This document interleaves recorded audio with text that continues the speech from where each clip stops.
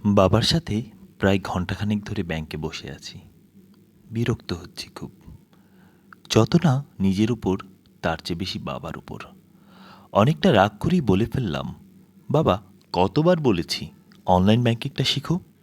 বাবা বললেন, এটা শিখলে কি হবে? ঘরে বসেই তুমি এই সামান্য কাজটা করতে পারতে। শুধু ব্যাংকিং না, শপিংটাও তুমি অনলাইনে করতে পারো। ঘরে বসে ডেলিভারি পেতে পারো। খুবই সহজ। কিন্তু এই সহজ জিনিসটাই তুমি করবে না। বাবা জানতে চাইলেন, করলে আমাকে ঘরের বাইরে বের হতে হতো না, তাই না খোকা? হ্যাঁ বাবা, তাই। এখানে এসে ঘন্টা খানেক অনর্থক বসে থাকতে হতো না। এরপর বাবা যা বললেন তাতে আমি নির্বাক হয়ে গেলাম। বাবা বললেন, এত সময় বাঁচিয়ে তোমরা কি করো? ফোনেই তো সারাক্ষণ ব্যস্ত থাকো। কবে শেষ দিন তুমি তোমার দাদির সাথে কথা বলেছ? 10 হাত দূরে প্রতিবেশী বৃদ্ধ সেজ কাকার খবর নিয়েছ। অথচ আপনজনের সাথে দেখা করতে আমরা 10 মাইল পথ হেঁটেছি। সময় বাঁচানোর কথা চিন্তাই করিনি। মানুষ যদি মানুষের পাশেই না যায়, তবে এত সময় বাঁচিয়ে কি হবে বলো? বাবার কথা পাশ থেকে মানুষেরা শুনছেন। আমি চুপচাপ বসে আছি। বাবা বললেন, ব্যাংকে প্রবেশের পর থেকে 4 জন বন্ধুর সাথে কুশল বিনিময় করেছি। তুমি জানো, আমি ঘরে একা, তাই ঘর থেকে বের হয়ে আসাটাই আমার আনন্দ। এইসব মানুষের সাহচর্যটাই আমার সঙ্গ। আমার তো এখন সময়ের কমতি নেই, মানুষের সাহচর্যেরই কমতি আছে। ডিভাইস, হোম ডেলিভারি এনে দেবে অনেক কিছু, কিন্তু মানুষের সাহচর্য তো আমায় এনে দেবে না। মনে পড়ে 2 বছর আগে আমি অসুস্থ হয়ে পড়েছিলাম। যে দোকান থেকে আমি দৈনন্দিন কেনাকাটা করি, তিনিই আমাকে দেখতে গিয়েছিলেন। আমার পাশে বসে থেকে মাথায় হাত রেখেছিলেন। আমার চোখ অশ্রুসিক্ত হয়েছিল।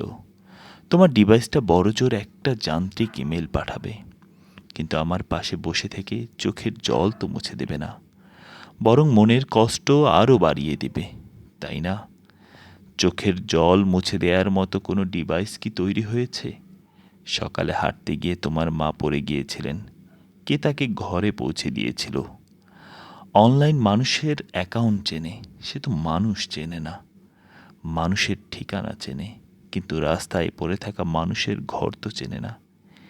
এই যে মানুষ তোমার আমার শয্যা পাশে ছিল, তোমার মাকে ঘরে পৌঁছে দিল, কারণ দৈনন্দিন নানা প্রয়োজনে একজন আরেকজনকে চিনেছি। সব কিছু অনলাইন হয়ে গেলে মানুষ হিউম্যান টাচটা কোথায় পাবে বলো?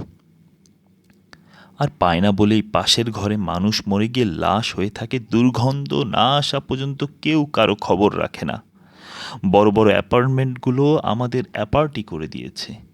পুরো পাড়ায় একটা টেলিভিশনে কোনো অনুষ্ঠান একসাথে দেখে সবার ভিতরে যে আনন্দ আমরা একসাথে জড়ো হয়ে করতাম, এখন আমরা রুমে রুমে নানা ডিভাইসে জড়ো করে হয়ে গেছি। আনন্দ আর জড়ো করতে পারছি না। এই যে ব্যাংকের ক্যাশিয়ারকে দেখছো, তুমি তাকে ক্যাশিয়ার হিসেবেই দেখছো, সেলসম্যানকে সেলসম্যান হিসেবেই দেখছো। কিন্তু আমি সুখ দুঃখের অনুভূতির একজন মানুষকে দেখেছি। তার চোখ দেখেছি, মানুষের মুখের ভাষা দেখেছি, হৃদয়ের কান্না দেখেছি, ঘরে ফেরার আকুতি দেখছি। এই যে মানুষ মানুষকে দেখা, এটা একটা বন্ধন তৈরি করে। অনলাইন শুধু সার্ভিস দিতে পারে, এই বন্ধন তৈরি করতে পারে না। পণ্য দিতে পারে, পুণ্য দিতে পারে না। এই যে মানুষের সাথে হাসি মুখে কথা বলা, কুশলাদি জিজ্ঞেস করা, এখানে শুধু পণ্যের সম্পর্ক নেই, পুণ্যেরও সম্পর্ক আছে। বাবা, তাহলে টেকনোলজি কি খারাপ? আমি জানতে চাই। বাবা বললেন, টেকনোলজি খারাপ না। অনেক কিছু সহজ করেছে, নিঃসন্দেহে সত্য। ভিডিও কলের মাধ্যমে লাখে লাখে ছেলেমেয়েরা পড়ছে, শিখছে, এটাই তো টেকনোলজির উপহার। তবে টেকনোলজির নেশাটাই খারাপ। স্ক্রিন অ্যাডিকশন ড্র্যাগ অ্যাডিকশনের চেয়েও কোনো অংশে কম না। দেখতে হবে ডিভাইস যেন আমাদের মানসিক সত্তার মৃত্যু না ঘটায়। আমরা যেন টেকনোলজির দাসে পরিণত না হই। মানুষ ডিভাইস ব্যবহার করবে, মানুষের সাথে সম্পর্ক তৈরি করবে, কিন্তু ভয়ঙ্কর সত্য হলো এখন আমরা মানুষকে ব্যবহার করি আর ডিভাইসের সাথে সম্পর্ক তৈরি করি। মানুষ ঘুম থেকে উঠে আপন সন্তানের মুখ দেখার আগে মোবাইলের স্ক্রিন দেখে।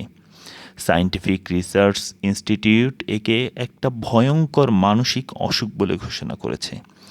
কিছুদিন আগে আশা ভোসলে একটা ছবি পোস্ট করে ক্যাপশনে লিখেছেন, আমার চারপাশে মানুষ বসে আছে কিন্তু কথা বলার মানুষ নাই, কারণ সবার হাতেই ডিভাইস। বাবা দীর্ঘশ্বাস ফেলে বললেন, জানি না ভুল বলেছি কিনা, তবে আমার মনে হয় তোমার পণ্যের লোগো যত চেনো, স্বজনের চেহারা ততটা চেনো না। তাই যত পারো মানুষের সাথে সম্পর্ক তৈরি করো, ডিভাইসের সাথে নয়। টেকনোলজি জীবন নয়, spend time with people, not with device. এ সময় বাবাকে কাকা বলে কে একজন ডাক দিলেন। বাবা কাউন্টারের দিকে হেঁটে যাচ্ছেন। এই প্রথম আমি বুঝতে পারলাম, বাবা কেবল ক্যাশিয়ারের দিকে যাচ্ছেন না, একজন মানুষ আরেকজন মানুষের কাছেই যাচ্ছেন। বাবাকে আমি অনলাইন শেখাতে চেয়েছিলাম, কিন্তু বাবা আমাকে পুরো লাইফ লাইনটাই শিখিয়ে দিল।